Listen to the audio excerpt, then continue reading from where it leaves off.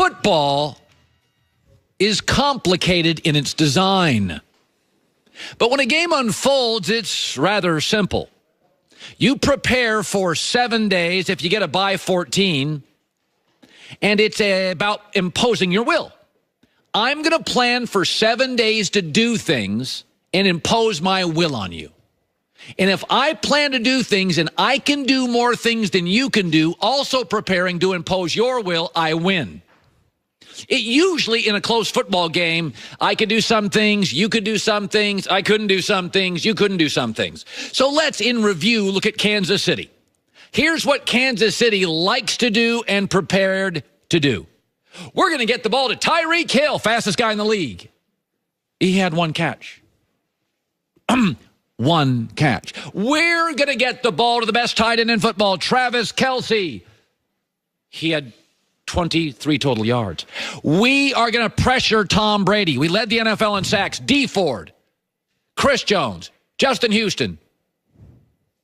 They almost didn't even pressure Tom. There were no sacks. We're going to get the ball to Patrick Mahomes. The key to this game is keep the ball in his hand and away from Brady.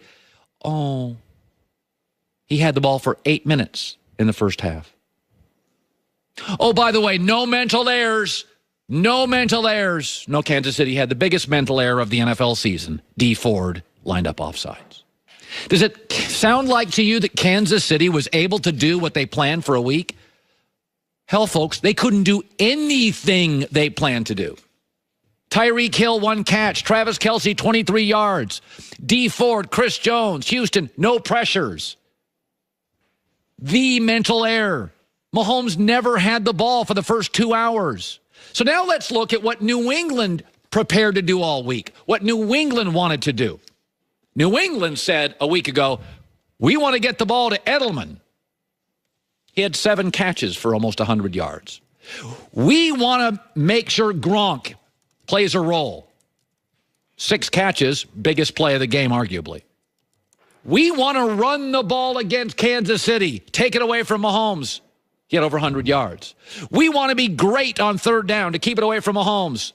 13 for 19. We want to protect Tom Brady. He was rarely touched. And we want to make sure it's a ball control time of possession game. It was the most lopsided in league history. Everything Kansas City prepared to do, they could do none of it. And everything New England planned to do, they did virtually all of it. The only surprising thing is this game went to overtime. Look at the box score. If I handed you a box score in Kansas City this morning and said, before the game, New England will have 36 first downs, you'll have 18. They'll have 525 yards, you'll have less than 300. They'll have the ball for 44 minutes, you'll have it for 20. That's the most lopsided overtime game of my life. Folks, football is complicated in its design. I could give you a playbook and you couldn't figure out a play in it. But how a game unfolds is always very simple. I prepare to do several things. So do you.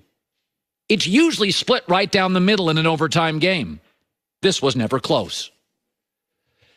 Last week I said something on Friday, and I got a lot of pushback on this. I said the Bills, the Jets, and the Dolphins aren't dysfunctional. If you take away their games against the Patriots for 18 years, they're 500 teams. New England simply makes them twice a year look dysfunctional. Let me ask you, what did the Chargers look like last week against New England? New England with an extra week to prepare? Dysfunctional. What did the Chiefs look like when the Patriots got a second shot this year at them? Offensively dysfunctional.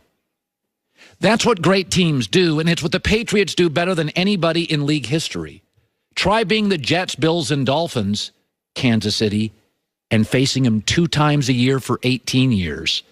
They take stuff away. Travis Kelce, Tyreek Hill, Patrick Mahomes. They take stuff away. Chargers look unprepared. Kansas City looked like offensively they didn't practice. The entire NFL has gone to the vertical passing game, mobile quarterbacks and star receivers. New England has never, ever run the ball more. In fact, their wide receivers become backs. Their backs become wide receivers. Let's just be honest. They're sharper, smarter, and cagier than your team. Perfect? No. Brady had a bad red zone pick. Nobody's perfect. The NFL's too fast. There's too many good athletes. But they continue to be one step ahead of the league. Ask yourself, would you rather be great in September or now? And I want everybody to just think about this. What is the day that you thought this year New England was the best team in the AFC? This year started in 2018. What was the day? The day is today. Mid to late January 2019. Let me add this about New England because, this is the way the world works. When you lose, you got to blame somebody. The pass play to Gronkowski, which gave the Patriots a first down at the Chiefs' 15 in overtime, was not in the game plan. Peter King reported this morning the Patriots put in 8 new plays in the hotel lobby before the game. Unheard of. 8 new plays. They used 5. All 5 worked. That is unheard of. In the Westin Crown Center in Kansas City, the offensive players for the Patriots were greeted at 11 in the morning. 8 new plays. That is unheard of in any game. They used 5. They all worked. Blame who you want. They're sharper, craftier, smarter than everybody else. Let's shift to the Rams' exciting win in overtime 2 over the Saints. This morning, I see a lot of blame, and that is America, right? When you're not successful, blame your ex-wife, blame your kids, blame the president, blame your boss. This became the blame the refs game. New Orleans had 50 yards rushing at home. That's it. They settled for 2 field goals early when the Rams, after 2 possessions, had more turnovers won than first downs. The Saints averaged 4.5 yards a play, easily the lowest and weakest of the final 4 teams. Todd Gurley got benched, the best offensive player for the Rams, and Sean Payton inexplicably passed the ball instead of running it late to eat the clock. I still don't know what he was thinking. But hey, it's the refs. Yes, it's the refs. You do realize why I picked the Rams. Drew Brees in his first 11 games had 29 touchdowns and 2 picks and a passer rating of 127. But Drew Brees' last 6 games, he's had 7 touchdowns, 5 picks, and a passer rating of 88. The Saints, during and after the Cowboy games, were never the same offense.